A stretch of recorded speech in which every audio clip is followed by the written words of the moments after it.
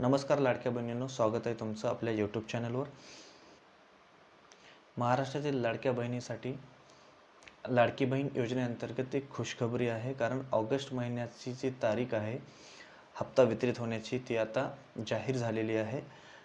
त्या संदर्भातचा जो GR आहे तो शासनाने प्रसारित केला आहे आणि त्यानुसारच महाराष्ट्रातील लाडक्या बहिणींना आता ऑगस्ट महिन्याचा हप्ता जो आहे तो लवकरच त्यांच्या खात्यामध्ये जमा होणार आहे। त्या संदर्भातला कुठला GR आहे आणि कुठल्या महिलांना या हप्त्यापासून वंचित राहावं लागेल हेही या GR मध्ये स्पष्ट उल्लेख केलेला आहे। तर हा GR आहे, इथं स्पष्ट उल्लेख केलेला आहे, मुख्यमंत्री माझी लाडकी बहीण योजनेसाठी सन 2025-26 या आर्थिक वर्षामध्ये निधी वितरित करण्याबाबतचा हा जो आहे तो GR आहे।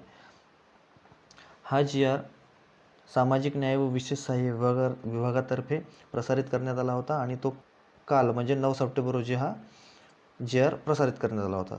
आणि यामध्ये स्पष्ट उल्लेख केलेला आहे की वित्त विभागाच्या संदर्भाधीन दिनांक 7/4/2025 रोजीच्या परिपत्रकान्वये सन 2025-26 या आर्थिक वर्षाकरता निधी वितरणाची कार्यप्रणाली ठरवून दिलेली आहे। त्यानुसार वित्त विभागाने दिलेल्या मान्यतेनुसार मुख्यमंत्री माझी लाडकी बहीण या योजनेमधील पात्र महिलांना माहे ऑगस्ट 2025 या महिन्याचा आर्थिक लाभ अदा करण्यासाठी, बघा परत एकदा वाचतो, माहे ऑगस्ट 2025 या महिन्याचा आर्थिक लाभ अदा करण्यासाठी 344.30 कोटी इतका निधी प्रमुख म्हणून सचिव महिला व बाल विकास विभाग यांना अर्थसंकल्पीय निधी वितरित प्रणालीवर वितरित करण्यास शासन मान्यता प्रदान करण्यात येत आहे। म्हणजे ऑगस्ट महिन्यासाठी 344.30 कोटी हा निधी महाराष्ट्र शासनाकडून महिला व बाल विकास विभागाच्याकडे हा निधी वितरित करण्यात आलेला आहे आणि यानुसारच लवकरच तुमच्या खात्यात जे आहेत ऑगस्ट महिन्याचा हप्ता तुमच्या खात्यात येणार आहे। पण या GR मध्ये हेही सांगितलेलं आहे की काही महिलांना यापासून वंचित राहावं लागेल। तर ते कुठल्या महिला आहेत त्या आपण आता बघूया।